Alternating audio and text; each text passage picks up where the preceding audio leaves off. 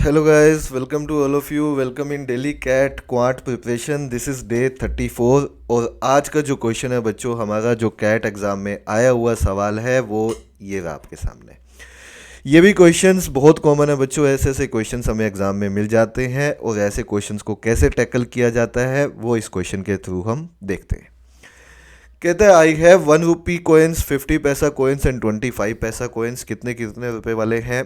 1 रुपी वाले हैं, 50 पैसा कोइंस हैं हमारे पास, और हमारे पास 25 पैसा कोइंस हैं। किस रेशो में है सर? ये रेशो हमें दी हुई है 2.5:3:4।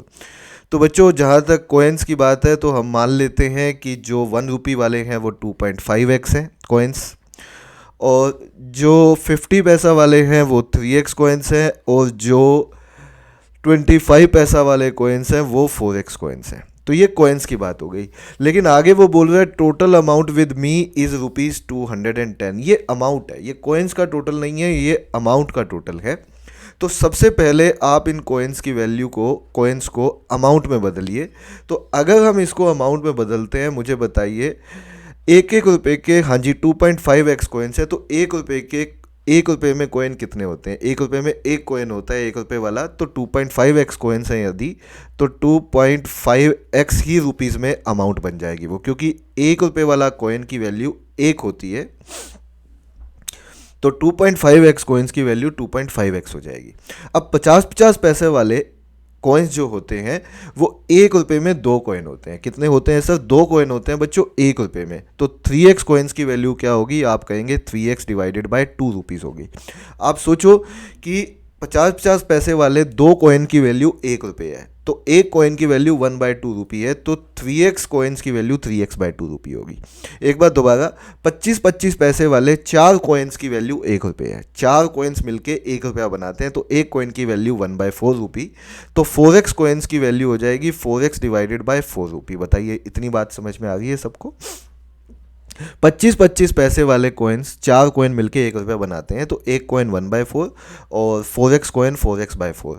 और इन तीनों का टोटल सम बनना चाहिए अमाउंट, जो अमाउंट हमें गिवन है। और हमें अमाउंट कितनी गिवन है? अमाउंट हमें गिवन है 210 रुपये। तो देखिए बस ये कितना बन गया, ये कट गया, x हो गया, ये कटेगा 1.5 हो गया, तो 2.5 प्लस 1.5 4 प्लस, देखो 2.5x plus 1.5x 4x plus x 5x। तो 5x का वैल्यू हमारा 210 हो जाएगा। तो 5x का वैल्यू 210 है, तो x का वैल्यू बच्चों ये कटेगा, तो x का वैल्यू हमारा यहाँ से 42 बनना चाहिए। तो x का वैल्यू 42 आ गया। लेकिन हमसे पूछा क्या हुआ था? हमसे पूछा हुआ था 1 रुपी वाले coins. Find the number of 1 rupee coins. तो 1 रुपी कॉइन्स की वैल्यू निकालनी है, मतलब हमें 2.5x की वैल्यू निकालनी है। 2.5x होना चाहिए आंसर। तो it would come out to be 2.5 into 42। तो ये वैल्यू हमारी बन जाएगी 105। ये निकालोगे आप तो ये 105 आएगा। तो 105 coin should be the answer of this question, और यही इस क्वेश्चन का आंसर बन जाता है बच्चों, 105 कॉइन्स। तो आई होप सो ये क्वेश्चन पूरा समझ में आया बच्चों को। ये सवाल क्या बोल रहा था? कॉइन्स को पहले हमें अमाउंट में कन्वर्ट करने की ज़रूरत थी, और अमाउंट में एक बार कन्वर्ट हो गया तो इक्वेट करने की ज़रूरत थी। वहाँ से जो पूछा है वो हमने निकाल दिया बच्चों। तो आज की वीडियो में बच्चों पर्टिकुलरली इतना ही करते हैं।